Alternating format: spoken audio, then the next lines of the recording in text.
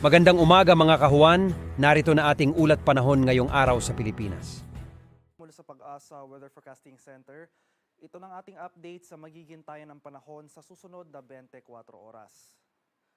Patuloy ang epekto ng easterlies o yung mainit na hangin galing sa Karakatang Pasipiko sa malaking bahagi ng ating bansa. At sa kasalukuyan, wala pa rin tayong binabantayan o minomonitor na low pressure area o anumang sama ng panahon sa loob at labas ng ating Philippine Area of Responsibility na maaring makaapekto sa ating bansa sa mga susunod na araw.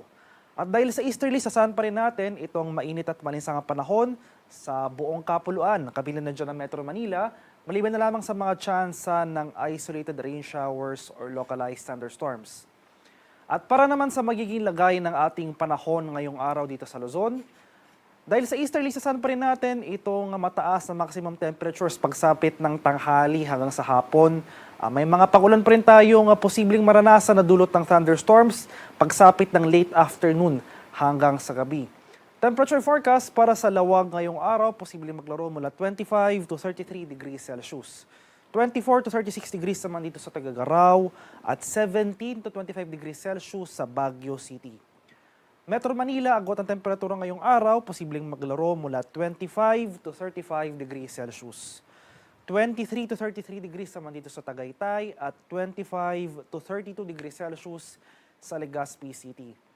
Sa mga areas naman ng Palawan, Visayas at Mindanao, bahagyang maulap hanggang sa maulap na papawirin na ating inaasahan na may tsansa ng thunderstorms sa hapon hanggang sa gabi ang ating posibleng maranasan sa mga nabanggit na lugar.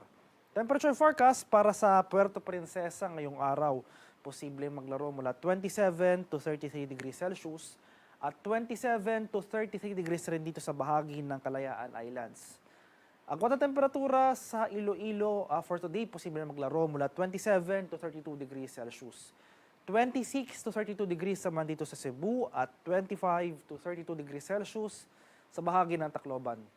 Temperature forecast for Cagayan de Oro ay mula 25 to 32 degrees Celsius.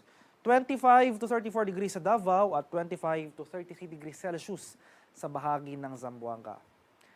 At sa kalagayan nating karagatan, wala pa ring gale warning na nakataas sa anumang baybay na ating kapuluan, banayad hanggang sa katamtamang pag-alon na ating inaasahan sa malaking bahagi ng ating bansa. Kaya malayang makapalaot ang ating mga kababayang mangingisda at may mga maliliit na sasakyang pandagat. Ngunit iba yung pag-iingat pa rin sa ating mga kababayan na maglalayag sapagkat meron tayong offshore thunderstorm activity. Ito yung mga pag-ulan sa ating mga dagat baybayin. Asahan natin ang bahagyang paglakas ng ating mga hangin.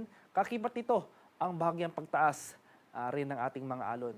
Ang haring araw dito sa Kamaynilaan ay sisikat mamayang 5:44 ng umaga at lulubog naman mamaya sa ganap na 6:10 ng hapon.